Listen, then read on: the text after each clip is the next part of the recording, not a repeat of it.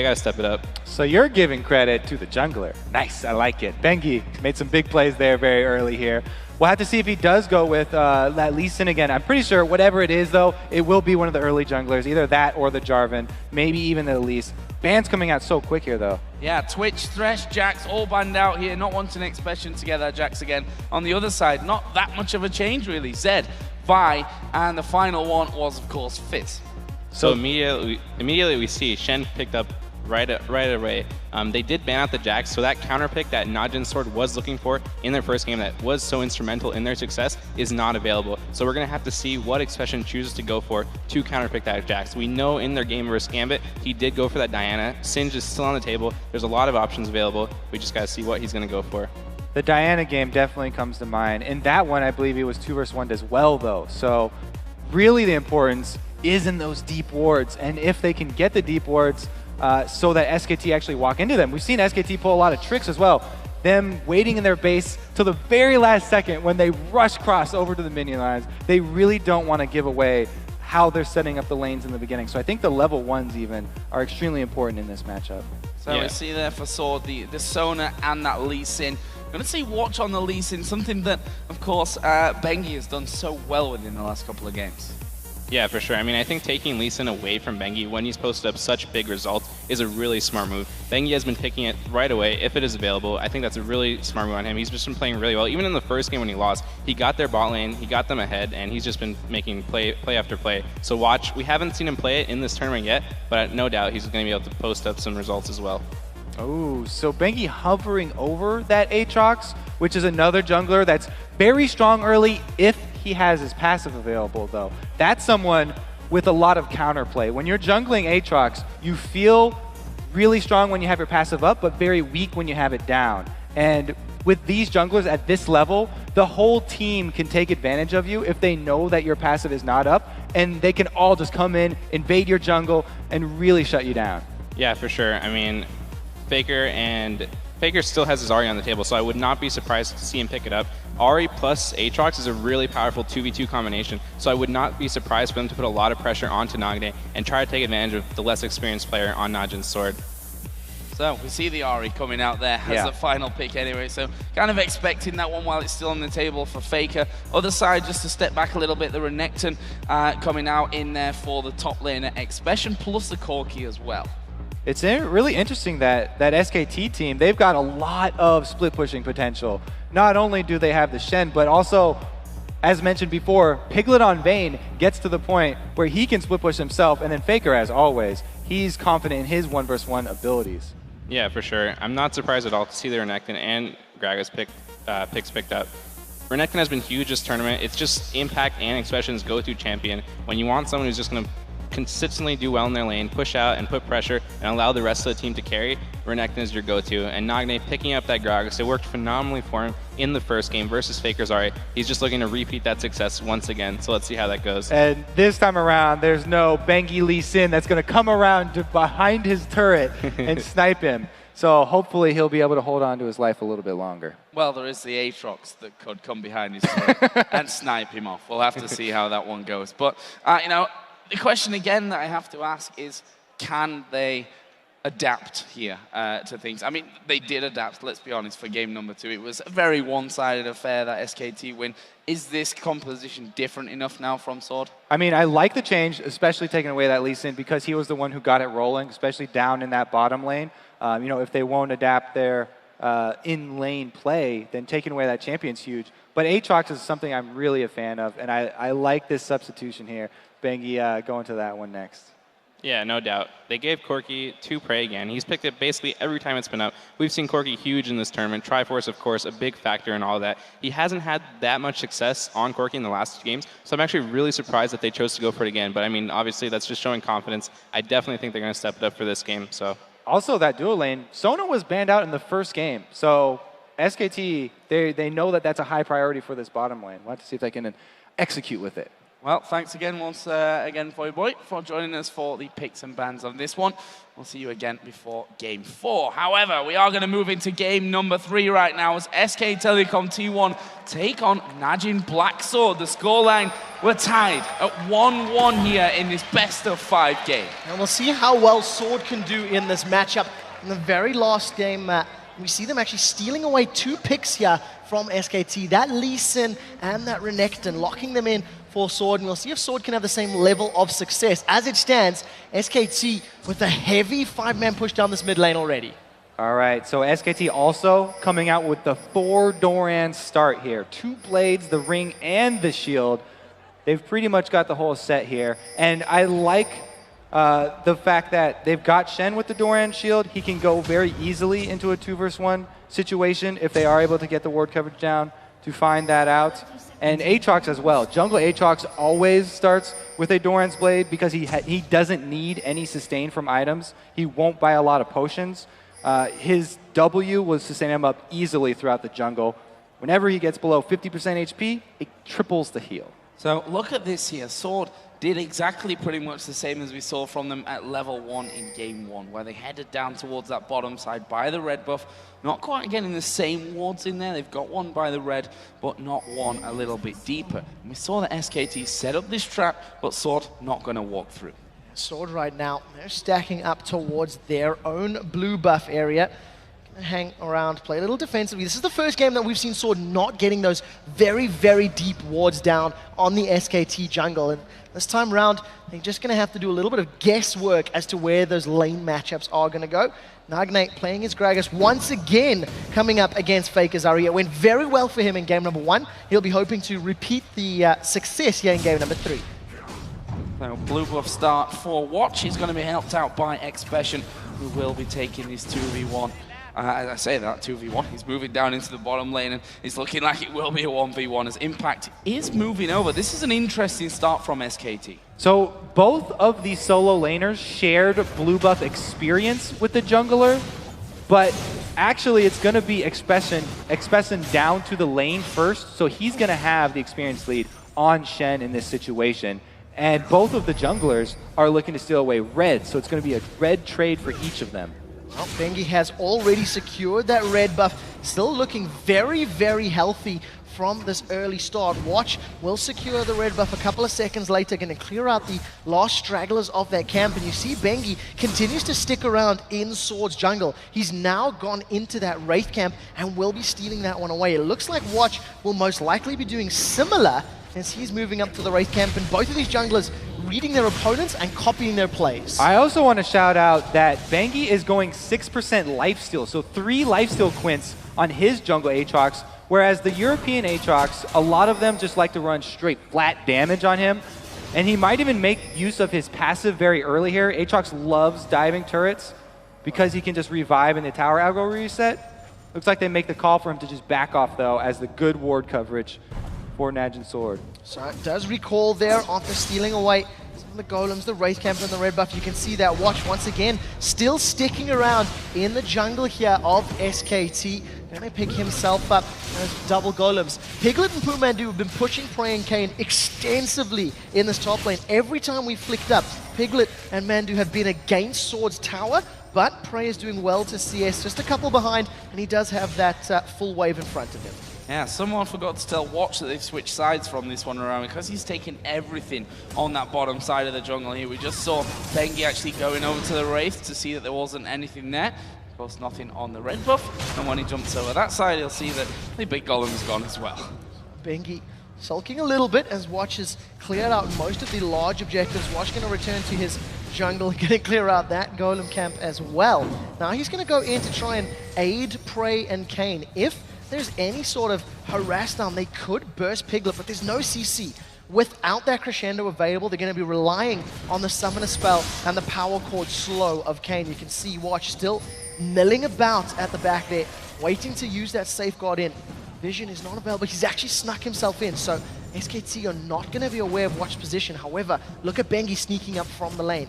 Aatrox is available to counter gank. Now in the early 3 versus 3 situation, if SKT don't have Fumendu being initiated on, then Aatrox will come out ahead because he's got his passive. Gonna dive in onto the side. It will be Watch that they focus on. He's actually knocked away there by Piglet, and everyone losing a little bit of health. Prey down to half there. Watching a similar scenario, but no first blood here. Yeah, more flashes burned on the side of Sword though, so overall, SKT come out a little bit further ahead. We'll have to see how it affects them. Impact right now, farming up under his tower. Expression gonna be doing some lane cutting, as it were, getting between both of those towers and just really holding on to the wave, knowing that junglers were top lane. Prey takes a massive condemn into the wall.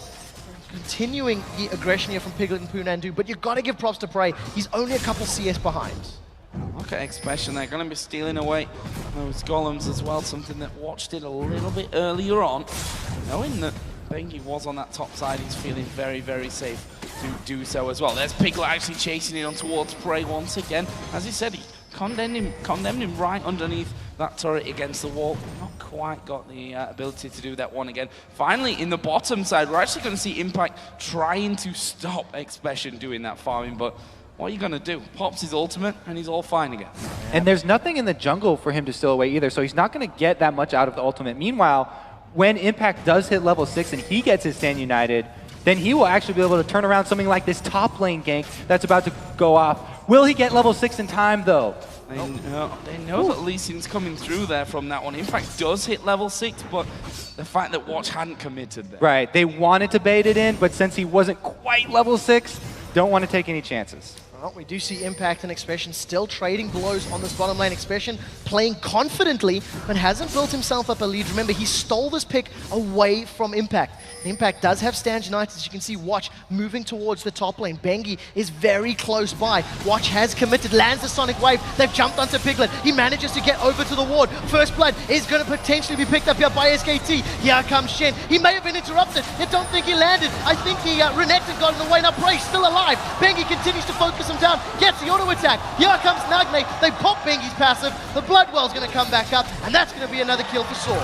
Great win for Sword right there. They were able to get the Stand United as well as the Aatrox passive down in addition to their kills. It did cost Expression his life though, because he had to dive the turret to get in range for that stun and interruption. Well, this was waiting a little bit there for that first blood, but it certainly comes quickly. Now 2-2. It's NaJin Black Sword that have a slight lead coming off from this one, having the farm lead and that top side of things. Impact once again going to be pushing on through. He's not really been back to buy much up at this stage. You see his opponent Expression, who did go down just a little earlier, has now got that giant spell added into a Doran's Blade and shield coming into this bottom lane again. So Faker once again, after hitting level 7, got some good wards. Watch is just going to get melted. Faker's got another Spur Rush, is going to get forward, picks himself up a kill, and just melts Watch in the jungle. Faker had to pull that pick off by himself because Bengi still coming from the base. Now they have all 5 members around Dragon though, and because of the play made by Faker and Faker's warding, they're able to grab that objective. I have to say, he struggled a little bit in game 1 to make these kind of plays. He was baited into almost a similar scenario in a similar area of the map in that one, but this time around, things working off nicely. They get that objective straight away afterwards. Job done here for Faker. He goes 1-0-0 with that Finnish Codex now added in to his double Doran's rings. And Nagne changed his build up a little bit again, going for that challenge again this time. Yeah, what we actually noticed there was Expression helping out Nagne with that blue buff. Expression pulls it up, Prey and Kane now trying to challenge and interrupt Bengi and Faker on this blue. Watch is nearby, does have his smite available, and there's no smite for Bengi, so this is going to make Bengi and Faker back away. That blue buff went on a very long walk as it does reset itself and secured there by Watch. So a good steal by Sword to give themselves a little bit of an advantage. All of this jungle action is causing both junglers to be quite far behind. You can see it's a level 5 and a level 4, whereas the supports are already level 6. Oh, Expression taking a lot of damage there underneath that tower. The Zyra Vayne combo doing a lot here against him. He does have the ultimate available should he need to pop that for safety, but in the end, with those minions being knocked down, they're able to force Piglet and Mandu away to stay safe. And in the meantime, Prey and Kane are going to come back down into this bottom lane. We finally have Crescendo in there for Kane as well. Just a bit of added danger. Now we'll see if he can make it work for him. We do see that Phage sitting with Prey. Going to interrupt the recall of Pumandu, but not going to commit further than that one. Summon a Flash and Barrier almost available there for Prey, so if a fight were to break out, he does have that potential to survive some burst damage from Piglet, who's once again running that cleanse. Does have a 10 CS lead, so as it stands, Piglet's Vayne a little bit further ahead thanks to all that very early pressure in that 2v2 lane. Up top, we do have Watch getting positioned for a gank, but he misses the Sonic Wave. Sad times for Watch there. Trying to get in. Nicely dodged though by Impact. Will just whistle by. And he will be living to fight another day up on his top side. Between the two of them, 81 to 73 CS. Expression having the lead on that one, despite the fact that Impact was able to pick up that kill onto him a little bit earlier on. You can see that he's playing that one quite aggressive. And with that giant belt, with the chain vest, the main ingredients of that Sunfire cape, Impact not taking too much damage from him at this point. This would be the first match, I think, of the 3 that we've seen so far, where Impact and Expression have basically been even during the course of the game. In Game 1, Expression got very far ahead of Impact Shen. Game 2, they went in 2v1 lanes, and, Impact got very far ahead. And right now, they're sitting basically even. 5 CS difference, and you see all 3 Dorans with Expression right now. Pumandu and Piglet trading back and forth. There's a Crescendo! Crescendo coming in. As he's Watch, there is the stun united. Is it going to be enough for Mandu? No, it's not. They managed to lock up Watch though, and they'll be able to bring it back. Mandu stealing that one. Probably could have left that one off for Piglet, but they will trade. It's a jungler for the support. He definitely should have left that for Piglet, because that was double buffs. Bengi here once more. Here comes Bangi, doesn't manage to land the Blades of Torment, and Impact and Piglet not really all too keen on that one. They're going to be happy with putting a lot of damage on this tower, and if nobody comes to contest, this could be the first tower of the game in favor of SKT. Will be the first tower of the game here. I think they've got a good wave coming up. Vayne is just making sure that the next one doesn't come down to that one. Meanwhile, Impact joins him, and that will be surely the first one of the game going down in favor of SKT. Well, it's taking its time, that's for sure, but it is generally on its way out. Faker, meanwhile, has gone up now to this top lane to go up against Expression. Meanwhile, they're still having to tank it up. Finally, it goes down. There we go. What I like about that is the tower is denying the minions, the gold, the levels, the XP from Prey. So even though it's only a 10 CS difference, it is a little higher thanks to that sort of strategic decision-making there of Piglet and Pumandu. Right now, Prey, with that Sheen completed, is now once again returning to lane. But I anticipate that Piglet should have his Blade of the Ruined King or be very, very close to it, which is a massive, massive spike for him. He's going to be able to out-duel Prey in a 1v1 situation as long as he doesn't get instantly burst down thanks to Kane's Crescendo. Just saw Faker there actually trying to lure in Expression. Well, didn't quite work out for him. He did have Bengi there to help him if that would have gone down, but a plan not coming to fruition. However, in this bottom lane, it is once again 2 versus 2. Those grasping roots, as we've seen before, have been a real game changer. Currently, Kane doesn't have Crescendo up and available. Expression going to come in there. Charm actually did land onto him, but Expression had already got himself out to safety. But is it really safety? No. Bengi's coming around the side. There is the knockup. Ulti popped here by Aatrox. Bengi actually going to have his passive pop from this one, but Expression won't escape with his life. It's Faker that picks up the kill. Expression staying there because he wanted to pop that. Oh, here we go down bottom. Strangleforce comes down, throws Kane. No, he flashes over it. Now Piglet, tablet forwards. Oh, he got hit. Catches him just with a tip. He manages to flash away. Now Prey, way up front, secures a kill onto Piglet. Throws down the barrier. Piglet is alive in the background, or rather, the tower drops in the middle there for Sword. A very good fight going in favor of Prey and Kane. It's not over, as here comes Watch. If the Sonic Wave lands, Piglet's in trouble. He connects. Barrel comes out a little wasted. He gets the Sonic Wave to land even as the Condemn comes out. Really good confidence right there, and a little bit of overconfidence from Mandu. Continuing to try and fight that actually cost them his life, so that's the bottom turret as well being traded for this top. So that brings the gold. We should probably wait a minute because SKT are pushing that middle outer turret as well. We do see NaJin coming around the side just to stop that one from happening as the minions get wiped out as well. And funnily enough, that does leave us level here. 2-2 in turrets, 5-5 in kills, exactly the same gold count. Game 1, Sword were able to maintain this level game up until the 35-minute mark where the Vision and the Baron Dance went in their favor. And we'll see if they can continue to do that again here. Of the 5 kills in Sword, 4 of them are with Watch's Lee Sin. There's only that single kill on Praise Corky. Dragon is up, they've started this one off, and you can see SKT looking to challenge. There's no Faker though, and Piglet's pretty far away as well. Oh, Impact's actually going in for that one, but it was already taken down. Smited nicely by Watch. That will be Dragon going over towards Sword. Impact needs to be careful here. He stood on top of the ward. Sonic Wave landed on to be realized. Oh, my position has been spotted there, but no follow through. That will just be a nice little addition to NaJin Sword's gold token. Piglet once again split pushing with his Vayne. There's no tower now to focus down in this bottom lane. He's been dead for a while. He's going to keep farming up. Bengi and Faker just waiting out of vision range. If NaJin steps forward, he could get caught by the charm as Faker does reveal himself. Now, Piglet and Pumandu looking to play here with Prey and Kane. Trading a little bit back and forth, and Piglet and Pumandu realize maybe they're a little too far if they chase past the river and back off safely.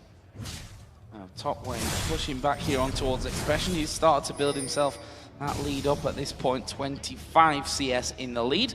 3 assists in the kill though over for Impact. He's level with him on items. Even got that Negatron cloak above his opponent and the boots as well. He's also buying a decent amount of pink wards to keep that top area vision in SKT's favor. Now if Impact can keep his distance and know where Expression is at all times, then he can safely use his Stand United with confidence that it won't be interrupted this time and turn around some plays elsewhere on the map.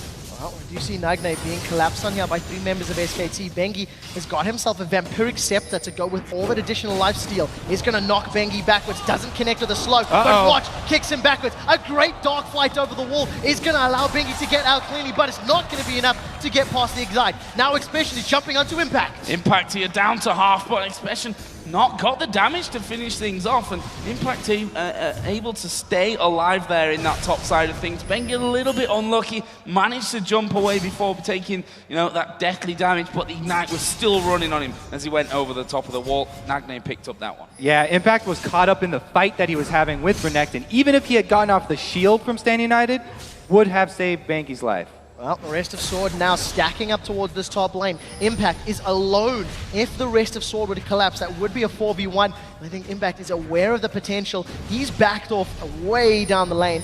Sword secure the 3rd tower of the game and extend their gold lead to 2,500, maintaining control of the game ever so slightly.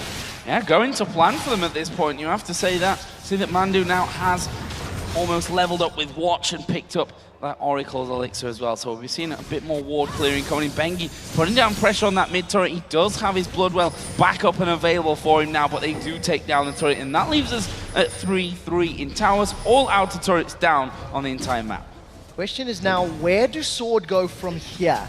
We've seen this sort of back and forth play from both of these teams, securing objectives when their opponents were not there to defend them. We haven't seen sieges or picks leading to these things, so we'll have to see how both of these teams play this one. Vision is the step that happened in game 1, and you can see a multitude of wards across all of these players. NaJin now looking to play with Pumandu. He flashes over the wall. Pumandu's seen this movie before, and it didn't end well for him.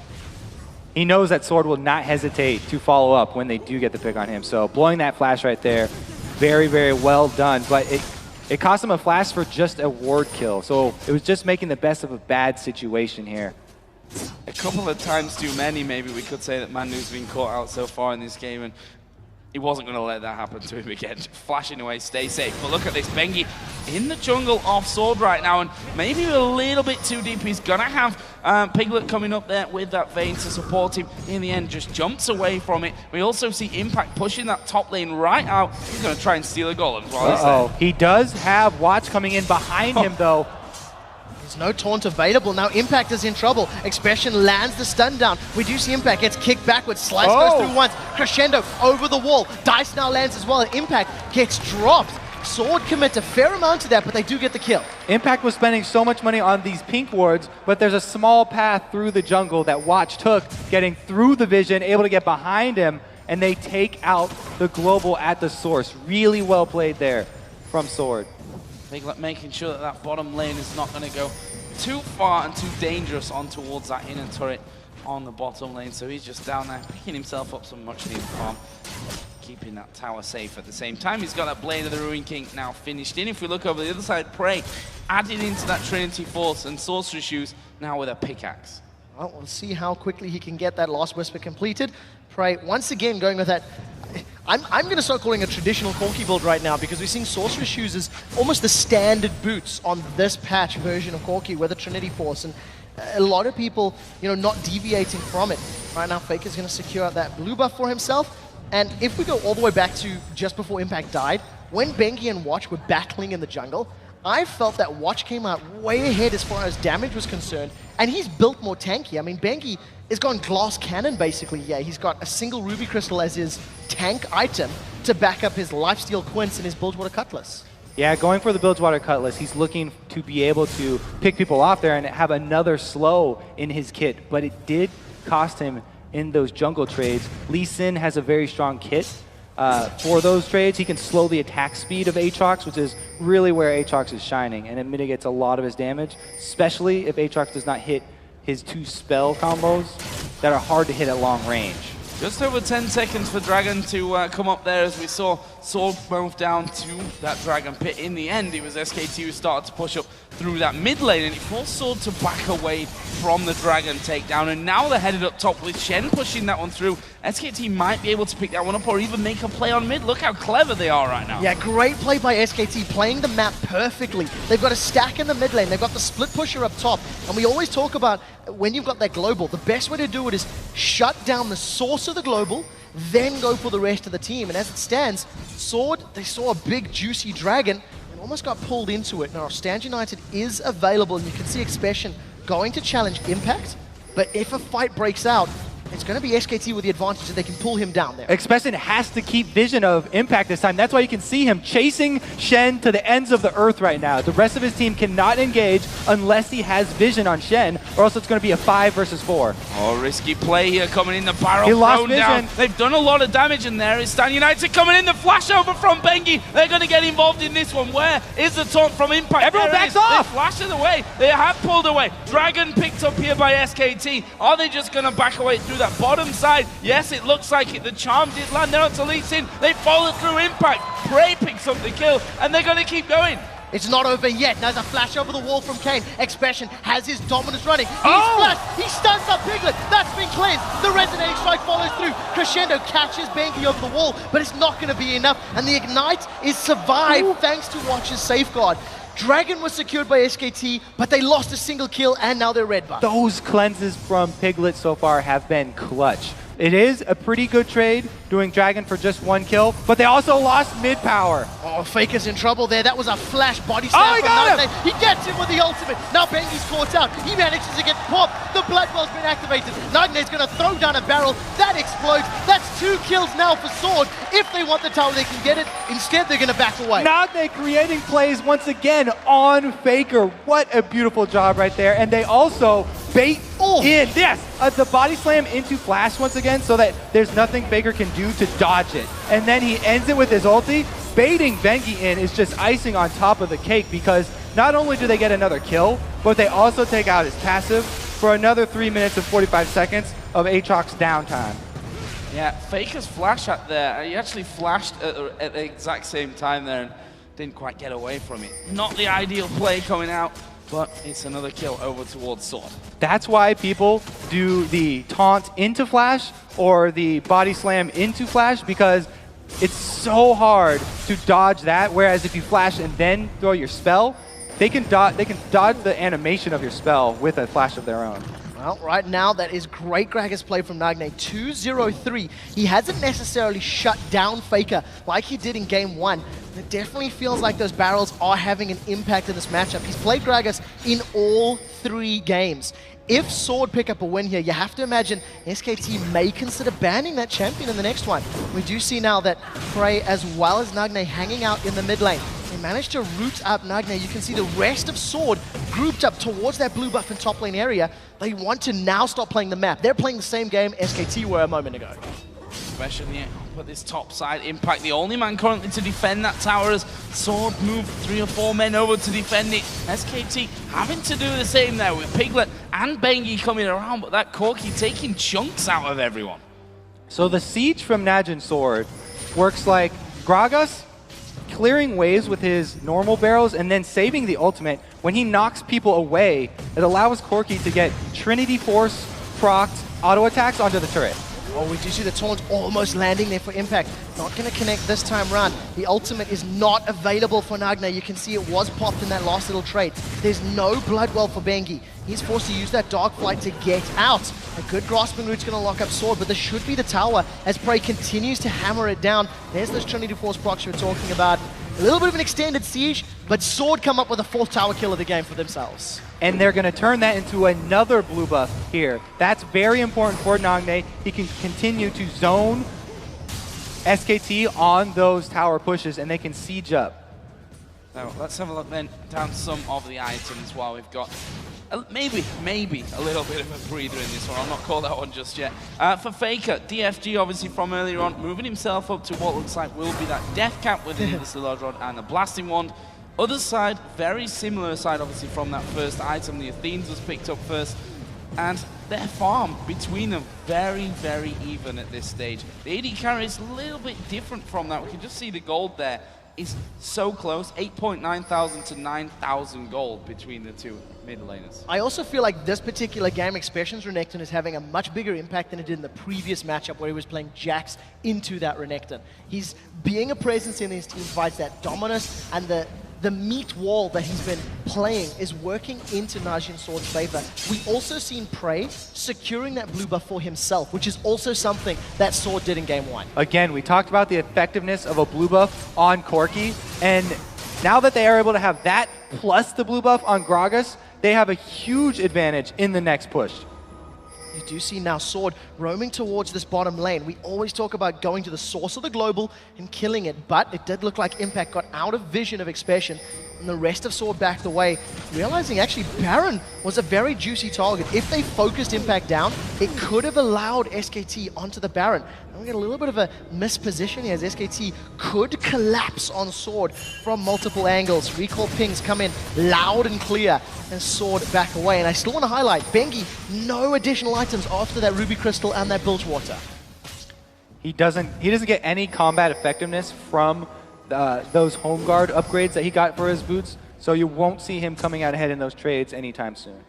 Oh, there's Expression just walking in towards Impact. He had that pink ward down in the brush, and he continues to push this bottom lane out there as Bengi going to be the focus for those Corki Rockets as well. Now Piglet there playing a bit of a dangerous game, just seeing how much they can test each other in that middle area. Gragas and Lee Sin both off to the side from it, but the Dragon coming up here in 20 seconds would be another welcome addition for Sword. But look at this, they're actually heading around towards that bottom side of the map. They're just trying and close in on towards Impact. They knock him backwards with the barrel. Dominus is down from Expression. He's trying to get in range for that area of effect damage. Bengi comes down, but he misses his shot. Nagne pinned against the wall. Piglet is in a little bit of a dangerous position. They get stunned up by Expression, is melted. A great kickback from Watch. Nobody gets caught up by the Strangleforce, and now you can see Prey and Kane rejoining the fight. The HP is with NaJin Sword as they get on the tower. That's the tankiness of Expression you were just talking about. He doesn't go down, and Impact, since he got caught out with the early 2 versus 1 there,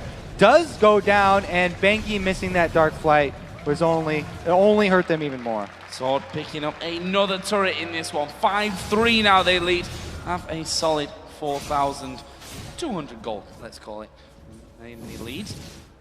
And in game number 1, they certainly took a lot longer to close things out. Guaranteed it wasn't such a one-sided match as we saw in game number 2. They've just taken themselves another Dragon though, but slowly but surely, they're getting the job done. It's not about how fancy you do it and how quick it's about getting that job done. And NaJin Sword do have longer average game times as well, so they normally close them out a bit slower. Well, we do see now Sword continue to build up the tankiness. There is a Negatron Cloak now sitting in Prey's back pocket. We can see that Randian's Omen plus a Negatron Cloak with Expression. He's got no additional offensive items, just going to rely on that sort of ultimate percentage HP damage and the Sunflare Cape to shred through your opponents. And when you've got over 3k HP and great resistances, it's very difficult to get rid of him. So you can see Expression shoving out that top lane while the rest of Sword grouped in the middle lane. Stand United once again available from Impact. And I have to say, His Shen has not necessarily blown my mind. Game 1, it was first pick, didn't offer that much. Game 3 now, first pick, still not offering as much as I think SKT were hoping. Since NaJin are all grouping up in the mid lane here, it's gonna force something from SKT. SKT having Shen split pushing, he's gonna have to join the fight if there's a hard engage. This is all on the next Gragas ulti. Oh, Barrel's rolling in there as well. That turret now down to half. They managed to avoid the damage and knock up out of Bengi. There he's watched right at the front trying to get involved. Bengi, blown up. Well, his passive is there to save him. Will he be able to escape? There is Stan United coming in. Stranglethorn's going to knock NaJin's sword into the air. Prey is going to fall here. Faker from the side. Crescendo comes around. SKT doing great in this one. Now Kane going to be the target. Exhaust goes down, but it won't make a difference. Especially he's going to try and chase down Faker here. But with Impact to get that taunt down, will he have the finisher? No. Faker is still alive. Charm's going to land onto him. Is he going to be able to walk away? Faker is still running. Damaging him. There's another turn, and Expression goes down. What just happened here? Faker magic again. Faker timed that re-engage just at the beginning of the fight. Let's look at this again. He times the re-engage perfectly with the Aatrox revive and then Shen shield on top of Aatrox. Faker went right through that fight all the way to the back and takes out Prey at the very beginning, taking so much damage away from Sword. And then he's able to land the combo onto Sona. Now right here, it's up to the very coordinated play. Impact with the taunts at the perfect times. Right after the stun goes down, he gets it onto Faker, and Faker heals up the minion. He sees that he has the passive up. He gets the full Orb of Deception, which does the most damage and will heal him for the most. Then times the charm onto Expression for the last hit, which spaces out perfectly for Taunt to come back up. Massive, massive play there for SKT. Going to give them an immense amount of confidence. The tower did fall during that engagement, so Sword maybe tunneling a little too hard on that objective and chunking down Bengi. Thought that they could get away with a little bit more. We'll have to see how this affects them. 5-1-1 on Fakezari. And right now, Piglet's Vein 0-2-3. Not really a big factor in that engagement. Sword still hold a 3,500 gold lead. And we'll see how they play this one out, clearing out the vision all around the Baron pits. Don't think we can ever count SKT out at this stage when they can make plays like that, when Faker can come in and do incredible things as he once again lines up the charm there. Didn't quite connect this time around. And Kane can thank his lucky soul for getting him out of that one. Meanwhile, Impact pushing, surprise, surprise, with that Shen down in this bottom lane. He's going to be joining a little bit later once that Stand United is called for, but a bit of a standoff, similar to what we saw in game number 1 now, around this same time frame. SKT are going to do their best to stall this out because they actually can't make that same play again because they don't have the revival from Aatrox, and without that, he's extremely squishy. He'll just go down very quickly again. So SKT really, really going to do everything in their power to barely hold on to some vision around Baron and stall this game as long as they can. Well, the rest of Sword right now stacking down this mid lane. That's all 5 of them. They have their ultimates available if they want to start a fight. Humandu off to the side. He's going to have to be careful. We do see Prey going in. Stranglethorns comes down. Now Prey is on the wrong side of the team. He's still alive. Crescendo locks up the backline there. SKT is Prey secured. The first kill of the fight. They traded support for support, but now Faker and Piglet are going to Sword's side of the base. Prey gets taunted up. Prey gets knocked up. He's still alive though as he focuses down Piglet. This is a fight going in Sword's favor. Impact still alive. Fails his dash to the wall. Flashes away. He's going to get shut down by Sword. Faker died there at the end as well, and honestly, they can leave Impact alive. He's going to have to recall here. Meanwhile, Sword going to push through. He's going to call out. Prey going to chase this one down, and it will be another kill. He's still alive. Surely can't escape this one. I'll happily eat my words though if he does. He's headed off in towards the base right now. Meanwhile, they're still pushing off. Here is Impact. What's he going to do? Close. Flashy finish right there. Taunts his face right into the wall, and Prey's able to finish him off. But that was he'll delay long enough that the ace didn't come through. Now they have control over Baron, and they're turning on it very quickly. Well, Prey and Watch now hammering away on this one. SKT, even though they've got a lot of mobility, are miles away. Baron's going on. Talk to us through this fight. As you can see, Baron in picture. So like we said, SKT wanted nothing more than to stall this game out, but because Mondu gets caught out of position, Faker takes the initiative again to go answer. He takes out the Sona, but then, you know, impact into the Bengi stun from Dark Flight is not enough to hold down Prey. And Bengi, without that passive we talked about, after he goes down, not coming back up, Expression this time able to chase down that Ahri and finish off Faker. Revenge to be had there, I think, from Expression after that previous encounter in mid. The Baron was taken while we were watching that replay there by NaJin Black Sword. That gives them just an incredible advantage now moving forward with that inhibitor down in the middle lane, with the top lane and the bottom lane only having the inhibitor turrets left remaining. This is close stuff once again. SKT just holding on to this game. Yeah, and so crucially in that previous team fight, Prey actually committed, jumped onto Pumandu, and I panicked for him. I was like, you're going way too deep, man. He had Shen and Aatrox jumping onto him, but so crucially was able to survive. You see Expression is now caught out Impact, throws down the Randian's Omen, does get taunted up. Now Watch has chased him from behind. He's landed the Sonic Wave. Yeah, it's going to kick him straight back into the rest of the team as well. And, well, I'm afraid you don't escape these ones. Impact did manage to get the taunt off there finally, but that is the Shen down. That's a minute death timer now. Bad news for SKT. Second time in a row, someone from SKT getting caught out. NaJin now going to push in. See how this works out for them. Sword with a 5 versus 4 in the best case scenario. SKT 40 seconds without Impact Shen. The rest of the Sword are now hammering away on this tower. The barrel comes out from Nagne. Doesn't throw anyone towards him, but Faker's low. Expression does get the stun onto Bengi. His Bloodwell still alive. Hasn't been popped yet. His Expression is going to slice and dice through the minions. They've taken down the inhibitor. That's the second inhibitor of the game. All thanks to Impact being caught out. Still 20 seconds here until Impact actually comes back in, but Super Minions coming down middle. Faker, Bengi getting himself sealed up as well to come back into the fight, and see Sword back down to the bottom lane where it's the last place with those inhibitors remaining. This is the next juicy target for them to put on that pressure so ridiculously hard and get those minions streaming in from the base, the Super Minions from every single lane. Sword has a pretty easy time of sieging up here. Not only do they have the Baron buff regen, but they also have Sona and continuous rockets coming out of Prey.